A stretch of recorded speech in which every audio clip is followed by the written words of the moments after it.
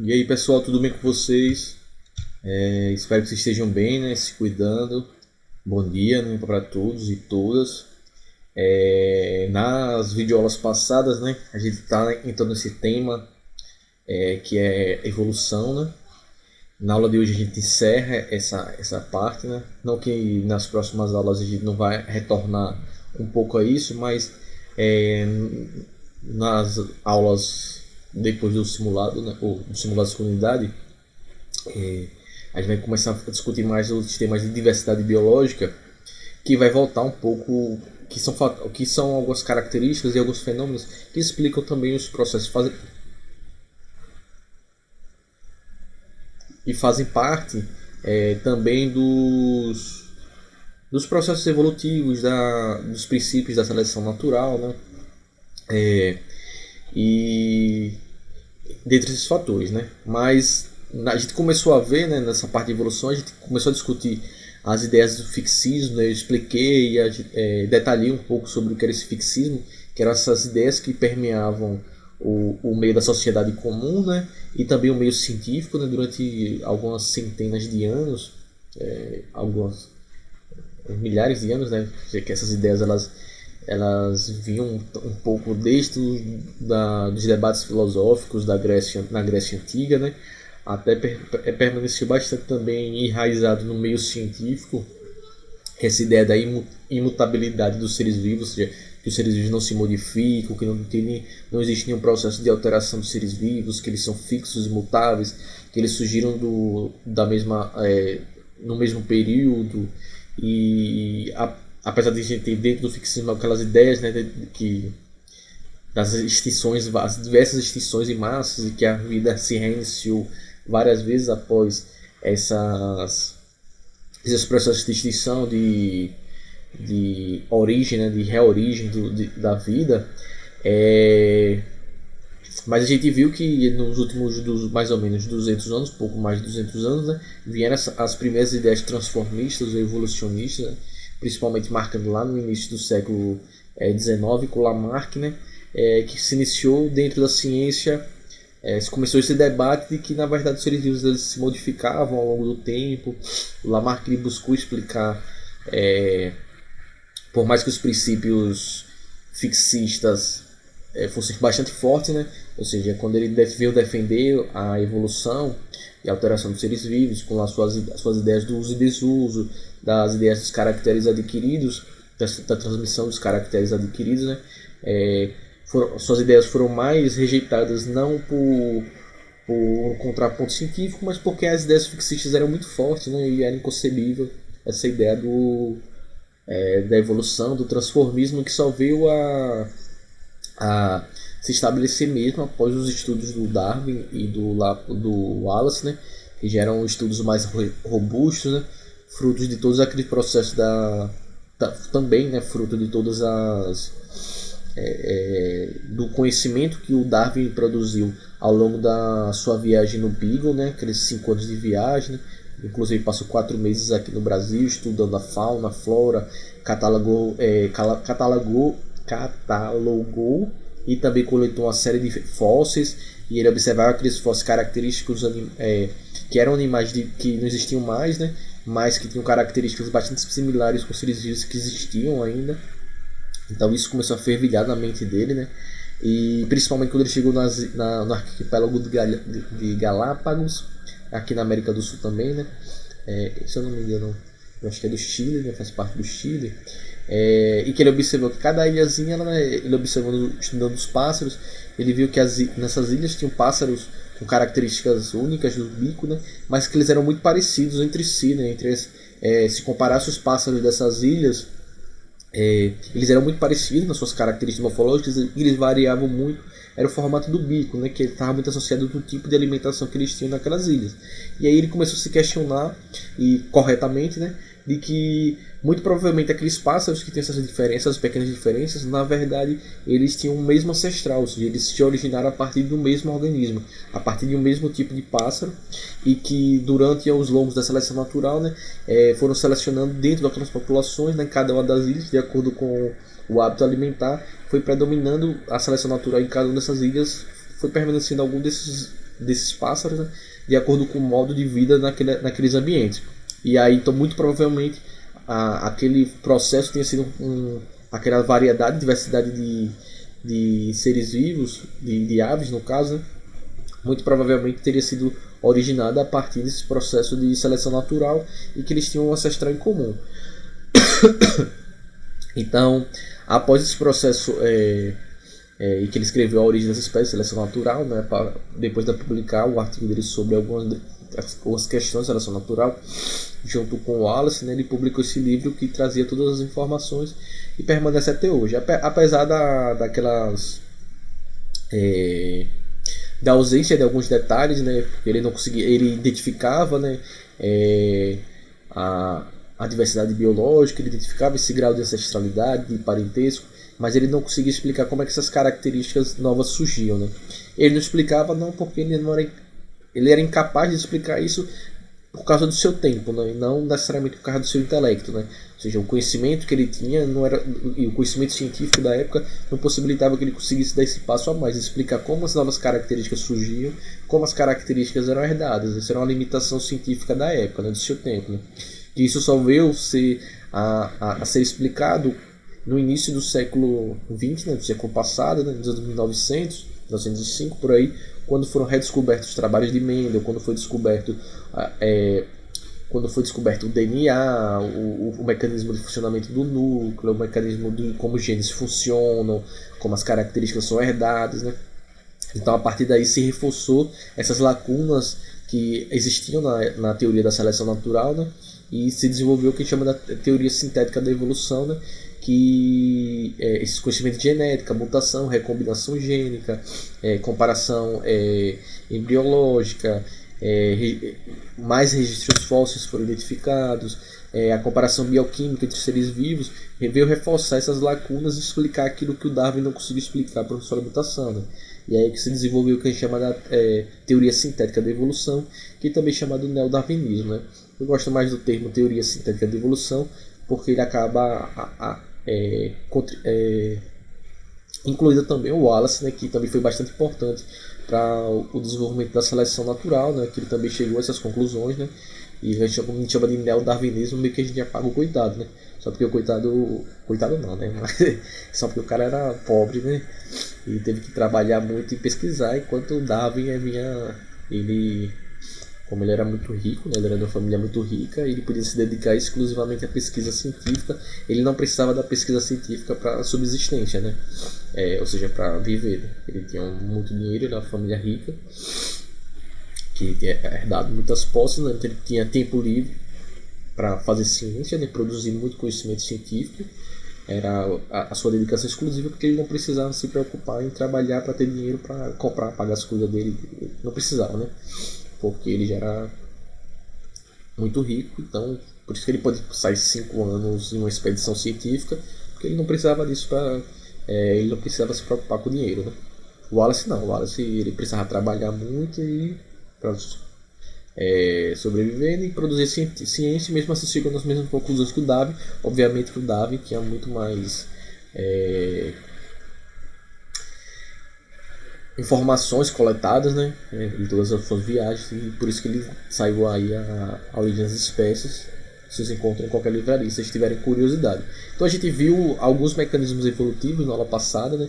Falamos sobre mutação, que era um fato que a gente já tinha estudado bastante quando a gente tinha estudado a parte de genética, né? Mutação, recombinação gênica, eu falei na aula passada. Falei lá do caso da anemia falciforme, como as mutações elas podem aparecer, mutações gerando genes recessivos, né? E falei também um pouquinho da seleção artificial de bactérias. Aí hoje eu trouxe de novo essa parte de seleção artificial, porque na aula passada eu expliquei um pouco sobre a seleção artificial utilizando o modelo de mutação, de como as mutações elas poderiam desaparecer ou aparecer, né, nos processos na seleção natural, né, como uma característica ela poderia surgir, ou seja, como poderia selecionar uma mutação ou fazer aquela mutação sumir. E usei aquele modelo para explicar um pouquinho de seleção artificial. E aí eu falei das bactérias. Aí eu trouxe esse esqueminha aqui, especificamente sobre a seleção artificial de bactérias. Veja que a seleção artificial não acontece só em bactérias. Na aula passada eu citei dos cachorros, né? O próprio Darwin, boa parte do que ele estudou como das conclusões que ele chegou na seleção natural, ele criava pombos, né? Trabalhava com o comportamento de pombos e ele fazia seleção artificial dos seus pombos, né? E serviu como um microcosmo de ideias, né? Para como seria essa seleção natural, ou seja, como o ambiente selecionaria. Só que no caso o ambiente seria ele, né? Ali selecionando as características dos pombos, né? Mas também foi importante ele fazer essa criação de pombos, estudar o comportamento deles, porque isso também serviu como um experimento observacional, né? Ou seja, de uma observação de como seria uma seleção natural agindo, só que no caso artificial, porque ela tem sido pelo ser humano, né? Então aqui nessa seleção artificial, então veja lá no comecinho lá na esquerda a gente tem uma população bacteriana normal. Então a gente tem aqui, tem uma legenda aqui que está atrás de mim, deixa eu sumir aqui rapidinho, que mostra que as bactérias sensíveis são as pretas, né? As bactérias vermelhas são as resistentes a essa sensibilidade e resistência a antibióticos.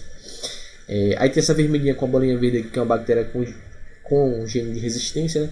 Que é que está aqui explicado aqui nesse transferência horizontal dos genes, que já explico isso, e as bactérias sensíveis quando elas morrem, né? Já explico isso aí. Então aqui muito provavelmente tem uma população bacteriana, né? Que dentro dessa população bacteriana a gente tem indivíduos, a grande maioria são dos indivíduos sensíveis, né? A um antibiótico, e alguns deles são resistentes, né? Então se a gente pensar numa população normal, onde não tem ação de nenhum tipo de antibiótico, né? Falar, professor, mas por que tem mais bactéria sensível do que resistente? Porque em tese as sensíveis são mais fracas, são sensíveis e mais fracas à ação dos antibióticos. Mas na ausência dos antibióticos, muito provavelmente essas bactérias que são sensíveis, elas têm características adaptativas que as tornam, que são mais vantajosas do que as bactérias resistentes a antibióticos. Aí a sensibilidade e resistência aos antibióticos. Então não é que as resistentes são melhores do que as sensíveis. Muito provavelmente essa população, e pela distribuição dos indivíduos, as que são sensíveis a antibióticos, elas têm características adaptativas que as favorecem perante as resistentes.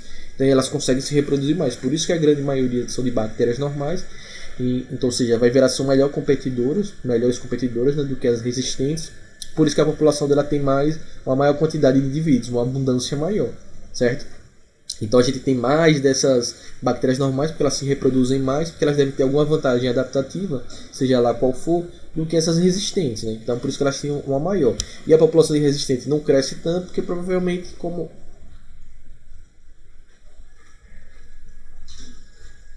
elas são competidoras menos eficientes do que as sensíveis, então a população delas fica mais restritazinhas, certo? Então o que acontece aí? Então tem essa população aí que tem mais dessas sensíveis e menos dessas resistentes, porque vai ver essas sensíveis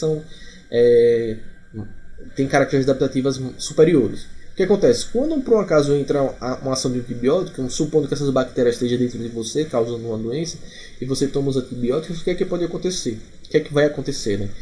O antibiótico ele vai destruir todas as bactérias sensíveis, que era a grande maioria daquela população, né? Então veja aqui no quadro 2, então teve esse raiozinho que é um antibiótico, e eliminou todas as sensíveis e deixou apenas as bactérias resistentes, certo? Já que elas já eram naturalmente resistentes. E o que acontece? Elas vão sobreviver. Aquelas bactérias que, de uma certa medida, controlavam a população dessas bactérias resistentes, porque eram melhores competidoras, vamos dizer assim, elas desapareceram. O que aconteceu? Que o ambiente, o habitat ficou completamente livre para que essas bactérias resistentes consigam se proliferar, já que não tinha essa outra população muito provavelmente sensíveis que controlava esses indivíduos, ou seja, não deixava nutrientes, recursos suficientes para que essas bactérias resistentes elas conseguissem se proliferar, se reproduzir e ocupar o ambiente.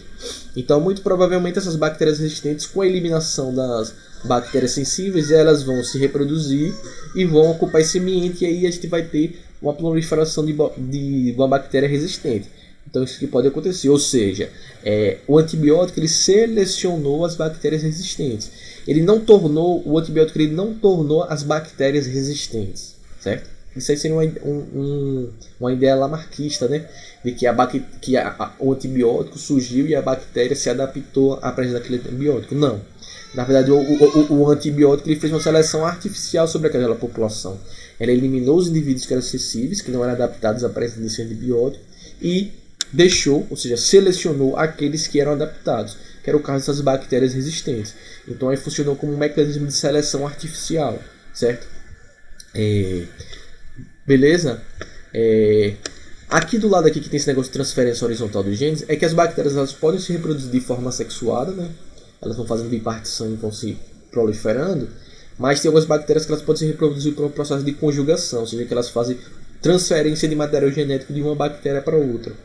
Então, por exemplo, você pode ter uma bactéria resistente e uma bactéria sensível, né? Pode ser que a resistente ela transfira, tanto por exemplo, falando de transferência horizontal, ela transfira esses genes para essa bactéria sensível. Essa bactéria sensível, que era sensível, agora vai ter aquele gene que torna ela resistente e ela passa a ser uma bactéria resistente, né? Então, essa transferência de genes ela pode ocorrer por esse processo de conjugação, de transferência horizontal de genes. Alguns casos também que acontece também, às vezes, por exemplo, uma bactéria resistente morre e seu material genético fica disperso no ambiente. E as bactérias elas têm essa capacidade de assimilar esse material genético que foi lançado, deixado no ambiente. Ela vem e assimila esse material genético, ela passa a ter aquele material genético. Isso é uma capacidade que algumas bactérias têm de fazer assimilação de material genético, certo? Então, tá aí um pouquinho aqui mais detalhado, um pouquinho aqui sobre seleção artificial, certo? Eu encontrei assim, essa informação, esse esqueminha aqui na internet, eu falei, pô, acho que vai ficar legal levar isso aí para facilitar, né? Aí tá bem típicos de questãozinha de prova, né? Outro fator que a gente tem aqui é um mecanismo da evolução, como a gente já discutiu um pouco da seleção natural, né, que o ambiente seleciona os indivíduos que têm características adaptativas para sobreviver nele. Esses indivíduos se reproduzem mais, transferem essas suas características e tendem a sobreviver. Aqueles que não têm são eliminados, né? A seleção natural ela pode acontecer de 3 formas diferentes, que vai estar esquematizado nesses gráficos aqui. Então esse gráfico aqui, o eixo Y da vertical é a frequência de indivíduos, ou seja, a quantidade de indivíduos que existe no ambiente. O eixo X vai ser um fenótipo, ou seja, uma característica. Então nesse caso é a cor do pelo desses ratinhos, né? Então aqui no próximo ao ponto de interseção dos eixos, né? Próximo aqui do zero, a gente tem os ratinhos da pelagem amarela, mais clarinha, mais branca. E quanto mais se afasta no eixo X, a pelagem fica mais escura, né? Então ali, por exemplo, tem uma população original, né? Que tem alguns ratinhos da pelagem clara, que tem mais ratinhos da pelagem, então, nessa formato de curva normal, né? Então os ratinhos de pelagem intermediária, nesse marrom médio, eles estão nesse meio desse gráfico, né? Tem maior quantidade e menor quantidade está lá os ratinhos da pelagem escura. Então a seleção natural pode atuar sobre essa população original de 3 formas, né? A primeira forma, que é a primeira que está lá na esquerda, é um processo que a gente chama de seleção estabilizadora. O que é a seleção estabilizadora? É quando a seleção natural ela atua para selecionar características intermediárias de uma população. Então, naquele caso ali, a seleção natural, veja que ela vai eliminar os extremos, ou seja, os ratinhos da pelagem mais clara e os ratinhos da pelagem mais escura vão desaparecer, e ela seleciona os indivíduos que têm características intermediárias, ou seja, esse marrom médio. Então é uma seleção que a gente chama de estabilizadora, porque ela estabiliza, ou seja, ela seleciona indivíduos que têm uma característica intermediária, que tem uma característica que está no meio ali. Então, essa seleção natural ela vai eliminar os indivíduos com as características dos extremos e vai selecionar indivíduos que têm características intermediárias, certo? Aí no caso é a pelagem, né? Mas poderia ser tamanho, tipo de bico, por aí vai, né? Então a gente tem esse primeiro tipo que é a estabilizadora. O outro tipo, outra forma que a seleção natural pode atuar é uma que chama de seleção natural, que é essa aqui do meio, chama de seleção natural direcional. É a seleção natural que ela seleciona os extremos de fenótipos, das características, ou seja, ela direciona a sua seleção para um dos extremos. Nesse caso aqui, para a cor da pelagem mais escura. Então, a cor da pelagem mais clara é eliminada, certo? E ela seleciona as pelagens mais escuras. Então, nesse exemplo, a seleção direcional ela vai selecionar um dos extremos da população. Ou seja, nesse caso hoje é mais escura, mas poderia ser o extremo oposto, a pelagem mais clara, certo? Então, a seleção direcional ela vai selecionar os indivíduos de acordo com os extremos de características. Nesse caso aí, ela selecionou a pelagem mais escura. Então a seleção direcional ela vai direcionar para um desses polos de características, certo? Outro caso que a gente tem aqui, que eu estou na frente que eu vou sumir, é a seleção que a gente chama de seleção disruptiva. Nesse caso, a seleção disruptiva, ela seleciona ambos os extremos e elimina ou diminui os indivíduos da população das caracteres intermediários. Então a seleção disruptiva ela favorece os extremos de características e diminui os indivíduos intermediários. Então a seleção estabilizadora ela força essa região central da população original, ela seleciona essa posição original. Veja lá que essa linha pontilhada é como seria a população original, e depois de uma pressão de uma seleção estabilizadora, veja que ela afunila para o centro. A direcional ela empurra a maior frequência de indivíduos para um dos extremos, para uma das direções. E a seleção disruptiva ela seleciona ambos os extremos, certo? Então a gente pode ter esses três tipos de forma que a seleção natural pode estar atuando sobre uma população original.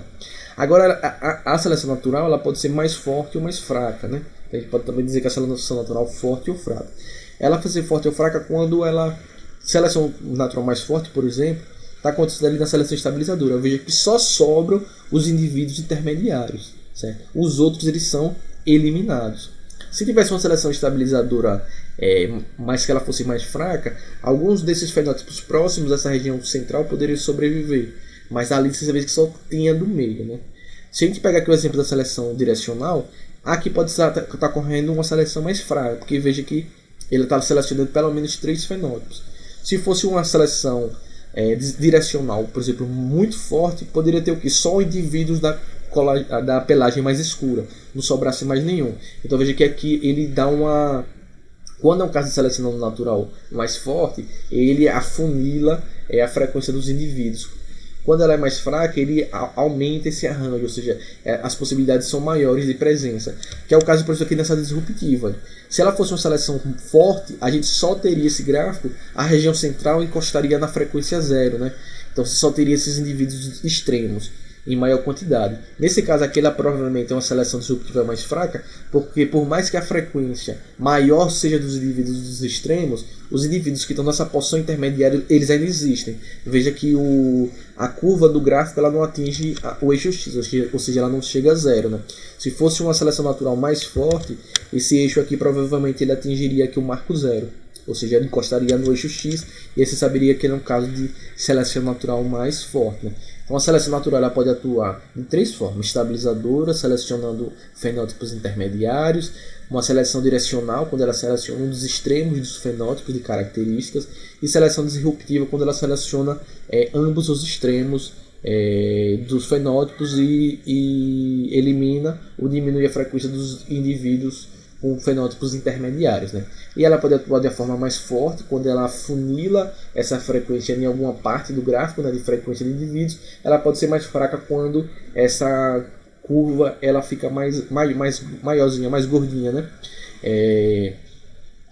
E possibilitando que os indivíduos com características próximas àquela selecionada eles possam ainda sobreviver numa seleção mais fraca. Aí vai depender de que característica está falando do ambiente, certo?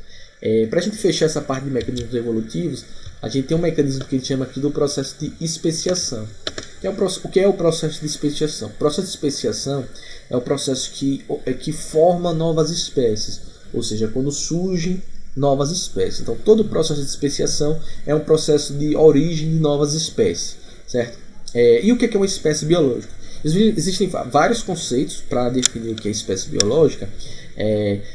Organismos que têm características exclusivas, ou organismos que seu material genético é exclusivo, que tem genes que não apresentam em outras espécies. Tem várias explicações possíveis. Tem uma que a gente vai utilizar aqui, que é para poder explicar esse exemplo aqui de especiação, que seria a especiação quando uma espécie biológica é um organismo que eles conseguem se reproduzir, conseguem acasalar, conseguem se reproduzir e gerar indivíduos, gerar descendentes, ou seja, gerar filhotes, que vão conseguir gerar novos filhos, ou seja, então indivíduos conseguem se reproduzir e gerar filhos férteis, ou seja, que conseguem gerar novos filhos. Esse seria o conceito de espécie. Quando você tem dois organismos que eles podem se reproduzir, ou seja, acasalar, gerar um descendente, só que aquele descendente infértil, ou seja, ele não consegue gerar novos filhos, então muito provavelmente esses organismos são de espécies diferentes, certo? Ou você pode ter organismos que conseguem acasalar, ou seja, que seus aparelhos reprodutores ainda são compatíveis, o aparelho masculino e feminino é compatível, mas eles não conseguem nunca gerar um descendente. Então aí você sabe que eles são de espécies diferentes, né? E que isso aconteça em um ambiente natural, certo? Não pode ser num ambiente natural, não natural. Por exemplo, você pode cruzar um leão e um tigre em zoológico, pode para fazer isso e gerar um híbrido, né? Que chama do Ligier,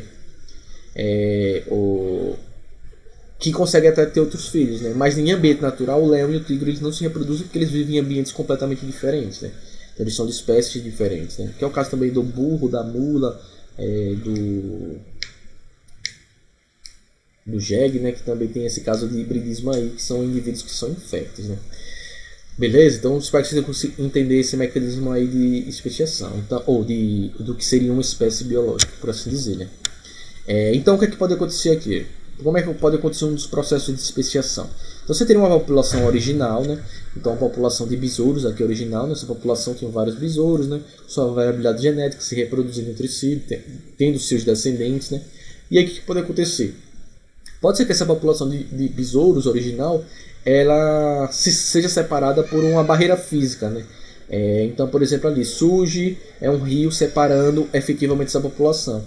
Ou seja, surgiu um rio, pode ser um rio, uma montanha, um vale, sei lá, um deserto que separa essa população original. Então você tem essa população, estava junto ali se reproduzindo, e por algum fator, nesse caso é surgimento de um rio, essa população se separou. Então uma parte dessa população ficou numa margem do rio e a outra parte ficou na outra margem. E eles não têm como atravessar esse rio para se reencontrar e se reproduzir. Então você tem uma população original que a gente separou ela em duas subpopulações, né? Vamos supor uma população A e uma população B, né?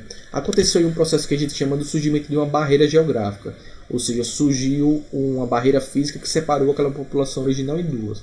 Então o que é que pode acontecer? Essas populações que foram separadas, elas vão se reproduzindo dentro de si mesmo, né? Então a população A, eles continuam sua vida se reproduzindo, a B do outro lado vai se reproduzindo também, e aí eles vão evoluindo de forma separadas, né?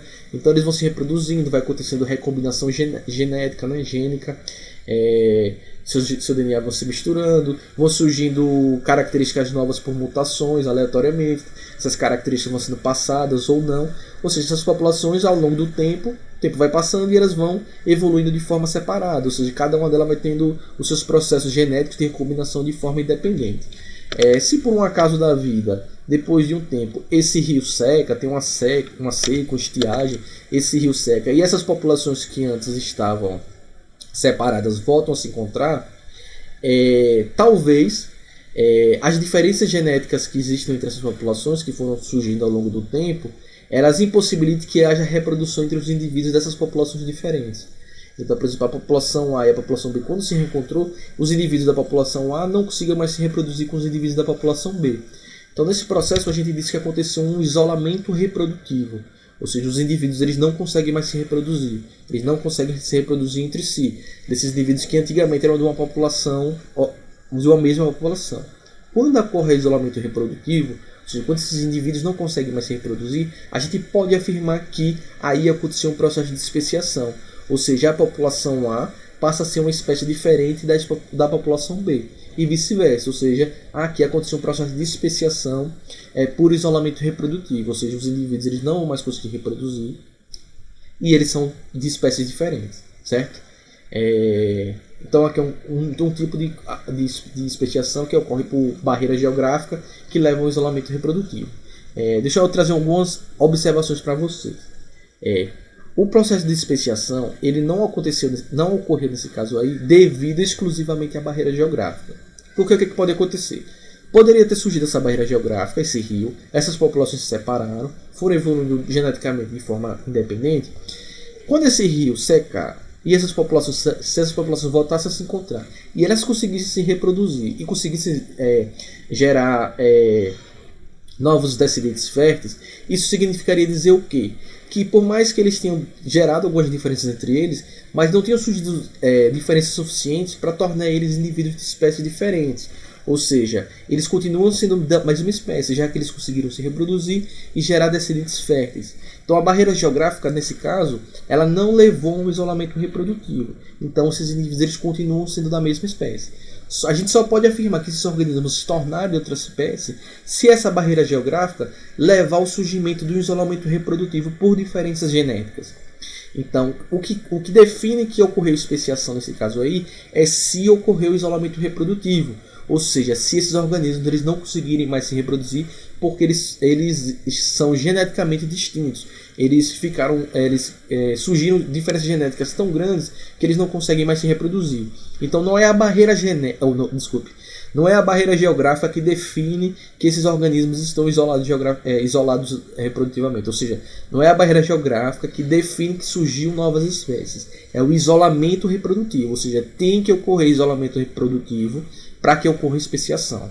Certo? Então pode surgir a barreira geográfica, mas se não tiver isolamento reprodutivo, se esses organismos, se essas populações, quando se reencontrarem, conseguirem se reproduzir, conseguirem gerar descendentes férteis, não aconteceu especiação, eles continuam sendo da mesma espécie, por mais que eles tenham se formado populações diferentes, certo?